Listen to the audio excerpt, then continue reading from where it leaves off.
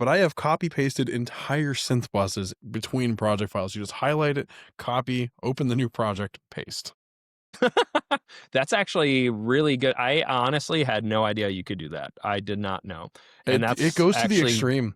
I did a song called Antifreeze with a student of mine, Yvain, and it's this really weird. I mean, we were trying to see just how absurd we could make.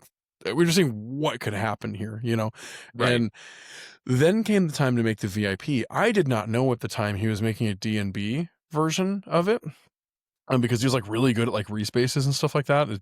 Dude's insane with sound design. But I had done the whole like 140 BPM intro, slow us down to 128, make it even darker and creepier.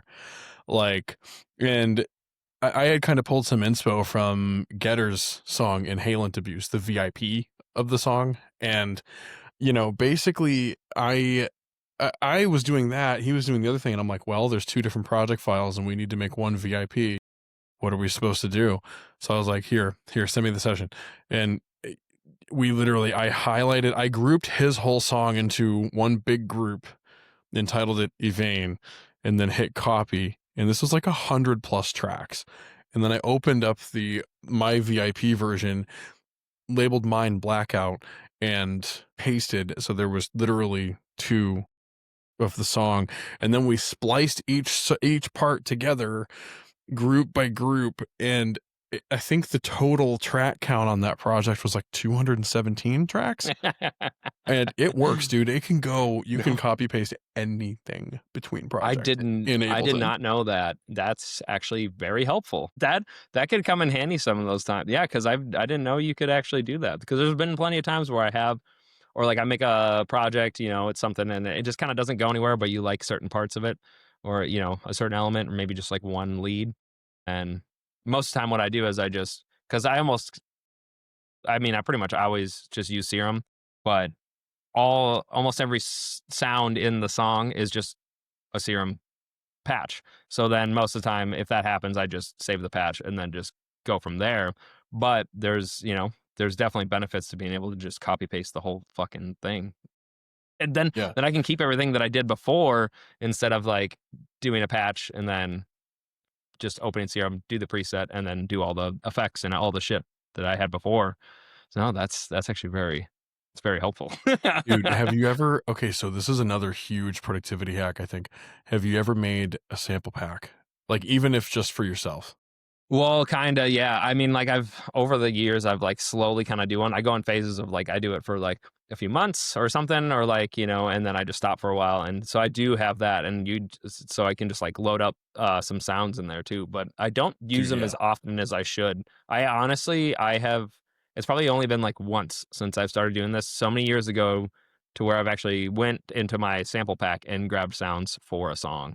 So that's something that I've known that I should do, but I've never like gone and do it. You know what I mean? Because I've seen so many people will say something like that, you know, but I've never gone and done it yet. I don't know why. I will say, dude, I'm the worst with that. So I did ever since 2022, I did a sample pack with Avant, and that was my first sample pack. My second one was EDM templates, Dubstep Inferno with Mag. My third one was with Rocket Powered Sound this past year. And so I now have 3 sample packs, 1,500 sounds and Ableton racks and, you know, whatever presets. And dude, 90% of the time I go in when I'm writing and I'm pulling shit from my own sample packs. I mean, I think that's the best way to do it, because then, you know, it definitely makes it quicker. You know, I mean, you can write for the most part, you can write tracks quicker, but even like, I mean, if you get just an initial idea out there and then you go through and replace the sounds later, it's good for like placeholders. Well, it really is, yeah, because that's what I'll do with samples anyways, is that like half the time it's just to like throw something in there and then you just kind of remove it and put it in later, or like put something else in later.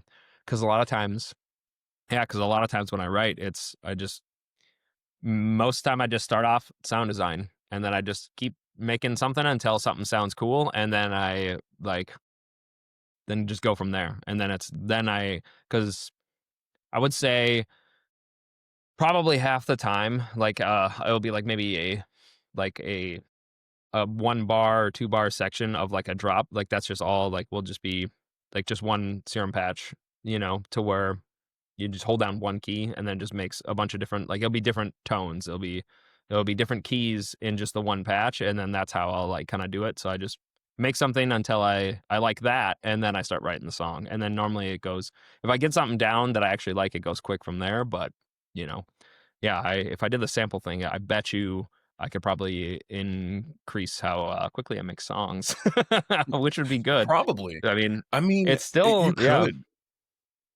it's still quick though. I mean, but it's still like, I bet you I could make it more efficient, and I just haven't. I don't know why.